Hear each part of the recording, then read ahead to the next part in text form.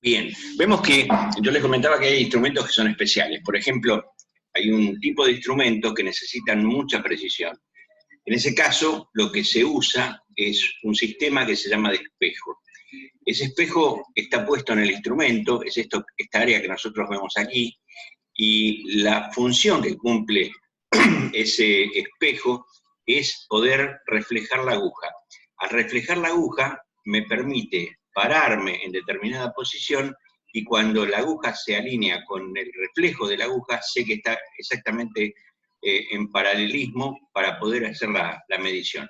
Estos instrumentos se usan en general para medir elementos que son de mucha precisión. Este, por ejemplo, mide watt, y son instrumentos que generalmente se usan en laboratorio, son instrumentos de mucha precisión. Los hay de muchos tamaños, de muchas formas, y en general se usan para medir elementos que tienen algún tipo de problema desde el punto de vista de la medición. Esto es un voltímetro, aquí vemos la aguja y podemos ver la aguja reflejada en el espejo para poder alinearlo. Este tiene el mismo sistema y son instrumentos que se usan de esta manera. Aquí podemos ver una imagen un poquito más ampliada y vemos la aguja como está y el reflejo de la aguja. Cuando yo quiero saber que la aguja está en la posición exacta para hacer la medición, lo que hago es mover la cabeza y alinear la vista de forma que el frente de la aguja queda alineado con el reflejo de la aguja. El reflejo queda por detrás. Y en ese momento yo hago la medición y sé que estoy en el momento justo. En este caso es un amperímetro que tiene 3 tipos de escalas. Una escala que va hasta 2 amperes, la otra que va hasta 10 amperes y la otra que va hasta 20 amperes. Lo que hago a través de un selector es diferenciar cuál es la escala que voy a utilizar y hacer la medición. Dentro de todo lo que son instrumentos, una cosa importante es el agrupamiento del instrumento en el tablero. Y entonces nosotros vamos a ver que las formas de agrupamiento pueden ser horizontales, verticales, múltiples en algunos casos. Lo puedo alinear o los puedo ubicar por función, por importancia, por tamaño y por equipo. Es decir, son distintas formas de ubicar los instrumentos en un tablero, pero está claro que no los puedo poner de cualquier manera. Antiguamente los instrumentos se agrupaban de esta manera, y aquí tenemos, por ejemplo, la sala de control de la central eléctrica de Ontario Power en Canadá, es la central eléctrica que está sobre las cataratas del Niágara. Y lo que nosotros vemos es el equipo número 1, donde están todos los instrumentos juntos en ese lugar, el equipo 2, 3, 4, y acá los otros 2. Y el operador lo que hace es llegarse hasta el lugar y ver cómo están los instrumentos. No es una ubicación demasiado ergonómica, pero como para que tengamos idea de cómo evolucionan estos sistemas a lo largo del tiempo. En general, hoy día, lo que nosotros vamos a tener es el agrupamiento de los instrumentos por cada equipo o cada motor. Acá tenemos, por ejemplo, en un sistema naval, donde hay un buque con 2 motores. Entonces tenemos el motor 1 y todo lo amarillo está encuadrando los datos del motor 1 y en lo verde están los datos del motor 2. Aquí tenemos los aceleradores, los sistemas de palanca, y vemos que los instrumentos se repiten en cada uno de los grupos. Tenemos todos los datos del motor, todas las alarmas que puedan generarse y el botón de disparo para poder sacarlo de servicio rápidamente. Pero esta es la forma correcta en que yo agrupo toda la información. En general, los parámetros más importantes son los que se ponen a la vista más rápido, como por ejemplo la velocidad del motor, la potencia, el consumo y ese tipo de cosas. Pero esa es la forma de agruparlos. Cuando yo tengo muchísimos instrumentos en un equipo que puede ser muy grande, de mucho tamaño, para no tenerlos todos desparramados por el equipo, en este caso es una turbina de vapor de una central eléctrica, lo que se hace es agrupar todos los instrumentos en un solo panel y nosotros tenemos en un solo lugar todos los datos. Sí es importante que cada instrumento esté perfectamente identificado para saber qué es lo que estoy midiendo. En estos casos lo que se hace es poner, no sé si lo alcanzan a ver, pero aquí hay una suerte de chapita de identificación que me dice qué es lo que mide ese instrumento, porque si no sería un aquelarre de información que yo no puedo llegar a medir. Una cosa importantísima desde el punto de vista del ordenamiento de un tablero o de los instrumentos en un tablero es lo que se llama el principio de concordancia.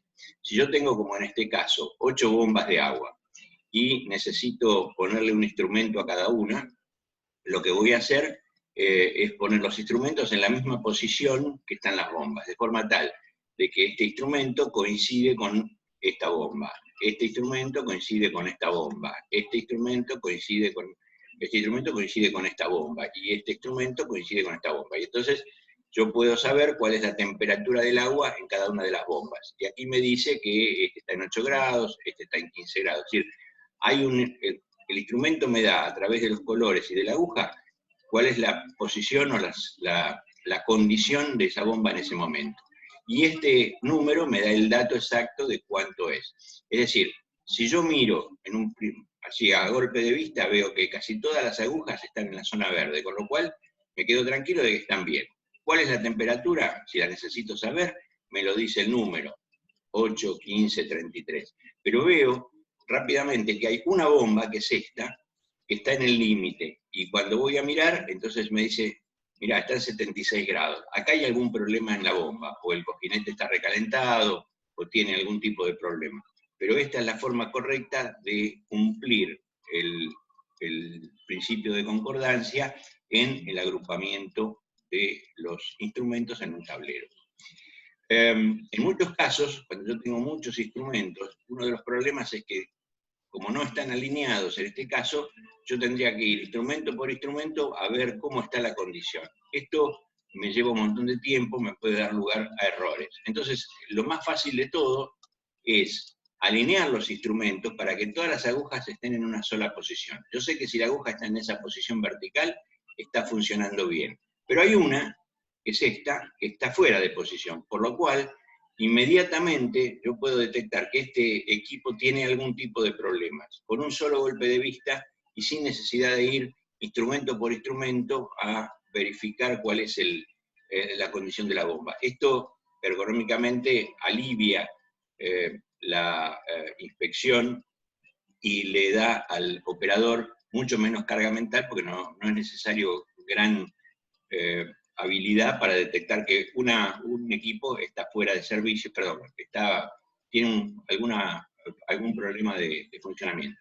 En general, es importante tener en cuenta que cada equipo debe tener su panel de instrumentos individual. Aquí tenemos todos los instrumentos del equipo 1, aquí tenemos todos los instrumentos del equipo 2. No importa cuál sea el equipo, el tema es que esté separado, esté identificado, y si se fijan van a ver que cada instrumento tiene el nombre de qué es lo que mide o regula o verifica. Entonces yo ahí no tengo ningún problema. Y además están identificados cuál es el equipo 1, cuál es el equipo 2. Entonces esto se hace fácil, no tiene ningún problema. En equipos que son individuales, lo que nosotros tenemos que tener en cuenta es que cada parte del panel de instrumentos tenga su cartel indicador para que me diga qué es lo que regula esta perilla, o este selector, este instrumento, qué es lo que está midiendo o qué función cumple. La identificación es importante. En este caso tenemos tres instrumentos de un solo equipo. Aquí mide un valor de hasta 1000, aquí mide un valor de hasta 100, aquí mide un valor de hasta 120. Y en cada uno de estos equipos debería haber una identificación para saber qué es lo que se está midiendo. En este caso es un error, no tiene identificación. Entonces tampoco tiene unidades de medida, que es el otro tema. Entonces no sé exactamente qué lo que está midiendo, y puedo tener algún problema o puedo cometer algún error, porque las escalas son casi como parecidas, entonces tenemos que tenerlos identificados. En general hoy día lo que se usa son los tableros, cada vez más los tableros de tipo virtual, o hechos, o los tengo en la computadora, y entonces en este equipo, en este tablero, yo tengo los instrumentos, los represento, los dibujo, los instrumentos, y me van dando el dato de lo que necesito, voltaje del generador, corriente del generador, potencia activa, potencia reactiva. Todos los datos están en este tablero virtual. El problema se me presenta en muchos casos cuando la cantidad de información que yo tengo es muy grande. Entonces, para ayudar un poco al operador, lo que se hace es trazar o dibujar el circuito. Esto es un panel de comando de un generador de una central atómica, y ustedes van a ver que hay un circuito, que por ejemplo es el circuito de agua, que está en color marrón, y aquí tenemos las bombas, y aquí tenemos colores luces que nos indican si la bomba está en funcionamiento o no. Acá tenemos instrumentos que nos miden en este reactor cómo están las condiciones, y el instrumento se coloca sobre el circuito dibujado como para saber qué es lo que estoy midiendo y dónde lo estoy midiendo. Así todo, van a ver que cada instrumento tiene su cartelito de identificación, y cada instrumento tiene su tamaño que le permite leer. Inclusive acá hay algún error desde el punto de vista que estos instrumentos que están aquí arriba son muy difíciles de leer porque están en una posición que no es la más cómoda para leer desde el punto de vista del operador. Este es un tablero de comando de un submarino. Entonces vamos a ver que hay instrumentos que están en la zona de la vista más cercana, que son los instrumentos que me dan los datos más importantes. Por ejemplo, la profundidad. Nosotros sabemos que un submarino puede estar o puede llegar hasta cierta profundidad. Después de eso, la estructura colapsa como si fuera una latita de gaseosa que yo la aprieto. Entonces, hay instrumentos que evidentemente me dicen cuál es la profundidad. Y ese instrumento es un instrumento grande, de agujas, con números grandes, y que además está identificado con un color como para que se lo vea rápidamente. Luego hay otros instrumentos que están en los bordes, que son datos de menor importancia, que están a la vista también, pero lo importante está acá, en esta parte del tablero, donde yo tengo los datos más importantes que necesito saber. Este es otro tablero también de submarino, donde se vuelve a repetir el criterio. Aquí tenemos los timones, aquí tenemos los instrumentos principales, volvemos a tener el instrumento amarillo que me da la profundidad, y luego tenemos instrumentos secundarios que serán la presión de flujo, el combustible, la presión de aceite, datos de otro tipo. Pero ese es el sistema de agrupamiento. Los instrumentos principales, los que necesito tener claro, deben ir en esa posición.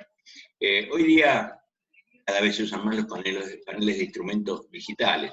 Eso no quita que digitalmente se dibujen los instrumentos, y entonces me da los valores de presión, por ejemplo, presión de agua de mar, la presión del turbocargador, el estado de las baterías, las horas de funcionamiento, la temperatura, la presión, todo el equipamiento, los gases de salida, qué temperatura tienen, en fin. Esto es como si fueran instrumentos mecánicos, como si fueran instrumentos de metal, pero reflejados en un tablero de instrumentos digital.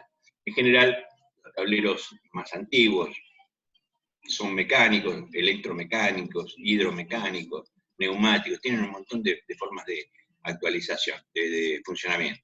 Y tenemos elementos que son por ejemplo, acá tenemos el tablero de instrumentos con los instrumentos principales, y luego tenemos perillas de selección y ajuste fino. Son sistemas de comando. En general, en las radios, por ejemplo, las radios militares, lo que vamos a tener son casi todos sistemas de comando de selección, o sea, perillas de selección de 12 puntos, canales que me permiten armar la frecuencia que yo necesito, el tipo de antena que van a usar, todo instrumental con sus sistemas de control.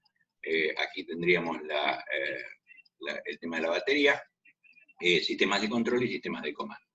En los tableros eléctricos de una central atómica, la cantidad de información que yo tengo es extremadamente grande, y entonces ahí es donde aparecen alarmas, sistemas, y todo se refleja en instrumentos que están montados sobre un dibujo de lo que sería el circuito. Esto es un panel de control que tiene el circuito de refrigeración, el circuito de alimentación, el circuito el circuito hidráulico, el circuito neumático, y con los instrumentos montados sobre ese dibujo que me permiten seguir qué es lo que yo estoy abriendo o cerrando.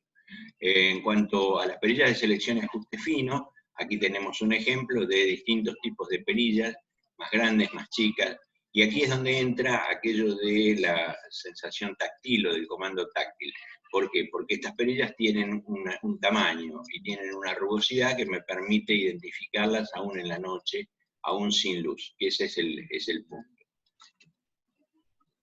Hay sistemas de perillas que tienen un ajuste fino. Por ejemplo, esta es una perilla que me permite seleccionar y hacer un ajuste fino de todos los sistemas de identificación de frecuencia de banda, por ejemplo, o ganancia, o selección de una determinada frecuencia. Lo que tiene además esto es un sistema de sellado, un sistema de cierre, un sistema de anclaje para que una vez que yo determino cuál es la frecuencia en la que quiero trabajar, pueda fijarla para que no se me mueva.